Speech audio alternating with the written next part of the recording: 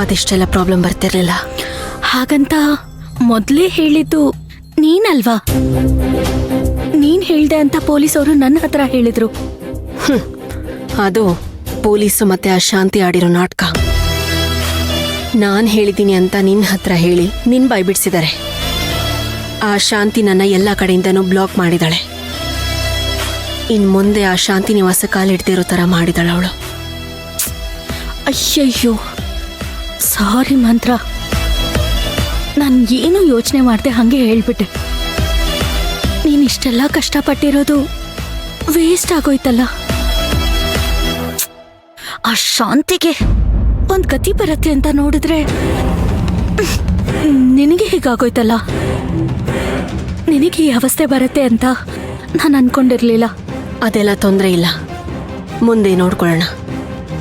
ನೆನ್ಪಿರ್ಲಿ, ಹೊರಗಿನ ಜಗತ್ತಿಗೆ ಮಾತ್ರ ನಾನು ಅಂದ್ರೆ ಈ ಮಂತ್ರ ಈ ದೇಶದಲ್ಲಿಲ್ಲ, ವಿದೇಶದಲ್ಲಿದ್ದಾಳೆ. ಡಿಸ್ಚಾರ್ಜ್ ಆದ್ಮೇಲೆ ಮಾಡ್ಬೇಕಾಗಿರೋ ಮುಖ್ಯವಾದ ಕೆಲಸ ಏನು ಅಂದ್ರೆ ನೀನ್ ಸೇಫ್ ಆಗಿ ಬೇರೆ ಮನೆ ಸೇರ್ಬೇಕು. ನಾನ್ ಡಿಸ್ಚಾರ್ಜ್ ಆಗೋದ್ರೊಳಗೆ ನಮ್ಗೊಂದು ದುಃಖಿನ ಕೋಟೆನ ಹುಡುಕ್ಸಿರ್ತೀನಿ. ಪೊನ್ನಪ್ಪ ಆಸ್ಪತ್ರೆಯಲ್ಲಿ ಮಲಗಿದ್ರು ಒಂದೇ, ಹೊರಗಡೆ ಓಡಾಡ್ತಿದ್ರು ಒಂದೇ. ಹವ ಏನು ಕಡಿಮೆ ಆಗಲ್ಲ ಫೀಲ್ಡಲ್ಲಿ. ಮನೆ ಮಾಡಿದ್ಮೇಲೆ ಮೊದಲು ಮಾಡ್ಬೇಕಾಗಿರೋ ಕೆಲಸ ಆ ಅರ್ಚನಾ ಎಲ್ಲಿದ್ದಾಳೆ ಅಂತ ಹುಡ್ಕೋದು. ಹೌದು, ಅವಳು ಶಾಂತಿ ಮೇಲೆ ತುಂಬಾ ಕೋಪದಲ್ಲಿದ್ಲು. ಅವಳನ್ನ ಕೊಂದು ಹಾಕ್ತೀನಿ ಅಂತಾನೆ ಹೋಗಿದ್ಲು. ನನ್ನ ಚುಚ್ಚುವಾಗ್ಲೂ ಅವಳ ಬಾಯಲ್ಲಿ ಬಂದಿದ್ ಮಾತು ಅದೇನೆ.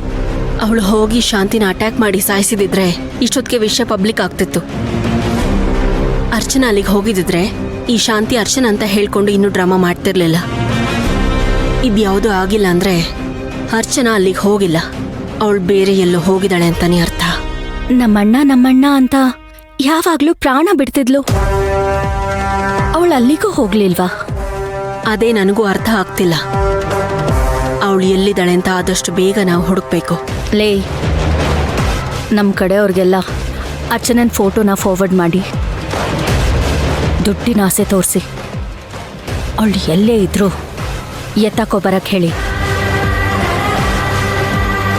ಸರಿ, ಹೊಸ ಮನೆಗೆ ಬೇಕಾಗಿರೋ ದುಡ್ಡಿನ ವ್ಯವಸ್ಥೆನ ನಾನು ಮಾಡ್ತೀನಿ. ನಿನಗೆ ಹೊಸ ಫೋನು, ಹೊಸ ನಂಬರು, ನನ್ನ ನಂಬರು ಎಲ್ಲನೂ ಕಳಿಸ್ಕೊಡ್ತೀನಿ. ನೀನು ಡಿಸ್ಚಾರ್ಜ್ ಆಗಿದ ತಕ್ಷಣ ನನ್ನ ಕಾಂಟ್ಯಾಕ್ಟ್ ಮಾಡು. ಸರಿ ಮಂತ್ರ. ಓಕೆ, ಬರ್ತೀನಿ.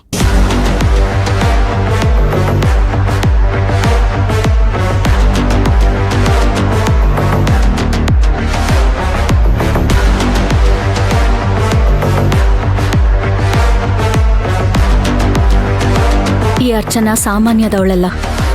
ನಾನು ಇಷ್ಟು ದಿನ ಮಾಡದೇ ಇರೋ ಪ್ಲಾನನ್ನ ಇವಳು ನನ್ನ ಜೊತೆಲಿದ್ದು ಎಲ್ಲ ಕಲ್ತ್ಕೊಂಡ್ಬಿಟ್ಲ.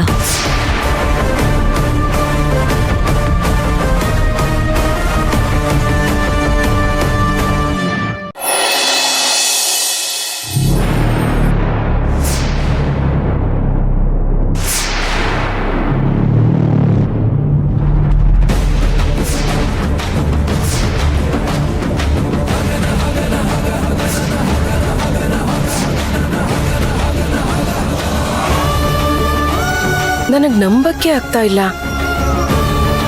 ಏನ್ರಿ, ತಂಗಿ ಅಂತ ತಲೆ ಮೇಲೆ ಕೂರಿಸ್ಕೊಂಡಿದ್ರಿ, ಅವಳು ಮದ್ವೆ ಬೇರೆ ಮಾಡ್ಸಕ್ ನಿಂತ್ಕೊಂಡಿದ್ರಿ, ಅದು ಮುಂದೆ ನಿಂತು ಖರ್ಚು ವೆಚ್ಚ ನೋಡ್ಕೊಂಡು.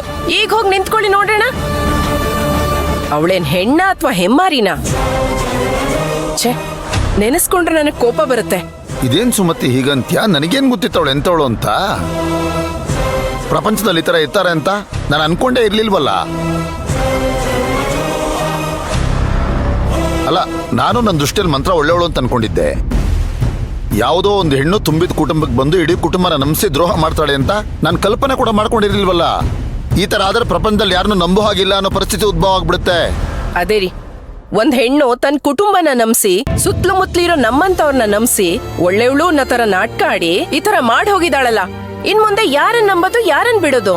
ಸುಮತಿ, ಬೇರೆಯವ್ರ ಬಗ್ಗೆ ಬೇಡ, ಇವಳು ಮಾಡಿರೋ ಕೆಲಸ ನೋಡಿದ್ರೆ ನಮ್ ನೆರಳನೆ ನಾವು ನಂಬದೇ ಇರೋ ಹಾಗಾಗ್ಬಿಟ್ಟಿದೆ. ಕೆಲವು ದಿನಗಳಲ್ಲ, ಕೆಲವು ತಿಂಗಳುಗಳಲ್ಲ, ವರ್ಷಗಟ್ಲೆ ಆ ಮನೆಯಲ್ಲಿದ್ದು ಇಡೀ ಕುಟುಂಬನ ನಂಬಿಸಿದಾಳೆ ಅಂತಂದ್ರೆ ಇನ್ನೆಷ್ಟು ದೊಡ್ಡ ಫ್ರಾಡ್ ಇರ್ಬೇಕು ಅವಳು. ಇಲ್ಲ ಸುಮತಿ, ಜಗತ್ತಲ್ಲಿ ಯಾವುದನ್ನು ಬೇಕಾದ್ರೂ ಕ್ಷಮಿಸ್ಬೋದು, ಆದ್ರೆ ನಂಬಿಕೆ ದ್ರೋಹ ಅನ್ನೋದಿದೆಯಲ್ಲ, ಅದನ್ನು ಕ್ಷಮಿಸಕ್ ಸಾಧ್ಯನೇ ಇಲ್ಲ.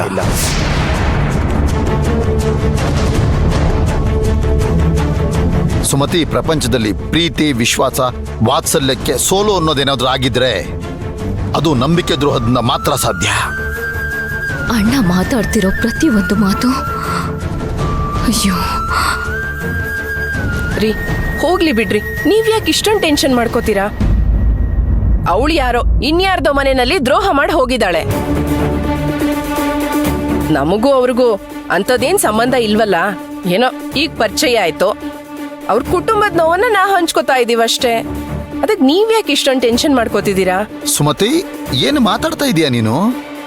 ಆ ಒಂದ್ ವೇಳೆ ಬಾಮಿನಿ ಅಮ್ಮನ ಜಾಗದಲ್ಲಿ ನಾನಿದ್ದು ನನಗೇನಾದ್ರೂ ಈ ತರ ನಂಬಿಕೆ ದ್ರೋಹ ಆಗಿದ್ರೆ ಸುಮ್ಮನೆ ಬಿಟ್ಬಿಡ್ತಾ ಇದ್ನ ನಾನು? ಸಾಧ್ಯನೇ ಇಲ್ಲ. ನಾನೇನ್ ಮಾಡ್ತಿದ್ನೋ ನನಗೆ ಗೊತ್ತಿಲ್ಲ. ಅಲ್ಲ ಸುಮತಿ, ಒಬ್ಬ ವ್ಯಕ್ತಿನ ನಂಬಿಸಿ, ಒಬ್ಬ ವ್ಯಕ್ತಿನ ಬಿಡು, ಇಡೀ ಕುಟುಂಬನ ನಂಬಿಸಿ ಕುತ್ತಿಗೆ ಕೊಯ್ಯೋದು ಅಂದ್ರೆ ಎಷ್ಟು ದೊಡ್ಡ ಅಯೋಗ್ಯತನ ಅದು. ಇದೆಲ್ಲ ಮಾಡಕ್ಕೆ ನಾಚಿಕೆ ಆಗಲ್ಲ ಅವಳಿಗೆ?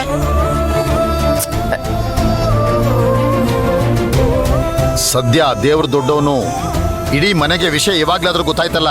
ಇಲ್ದೇ ಇದ್ರೆ ಅವಳ ತಲೆಯಲ್ಲಿ ಏನೇನು ತುಂಬ್ಕೊಂಡ್ ಬಂದಿಲ್ಲನೋ ಯಾರಿಗ್ ಗೊತ್ತು?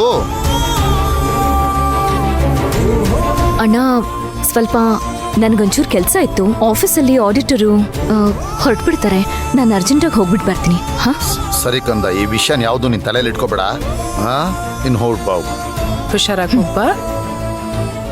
ಸುಮತಿ, ನಂಗೊಂದು ಸ್ವಲ್ಪ ಕಾಫಿ ಕೊಡು ಸುಮತಿ. ಹೆಣ್ಣ ಅವಳು, ಹೆಮ್ಮಾರಿ ಹೆಮ್ಮಾರಿ.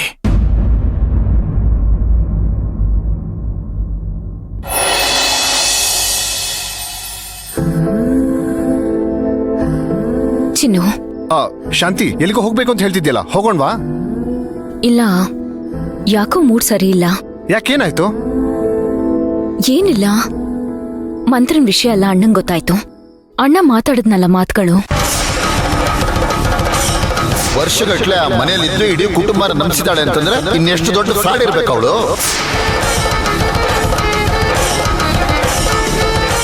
ನಂಬಿಕೆ ದ್ರೋಹ ಅನ್ನೋದಿದೆಯಲ್ಲ, ಅದನ್ನು ಕ್ಷಮಿಸಕ್ ಸಾಧ್ಯನೇ ಇಲ್ಲ.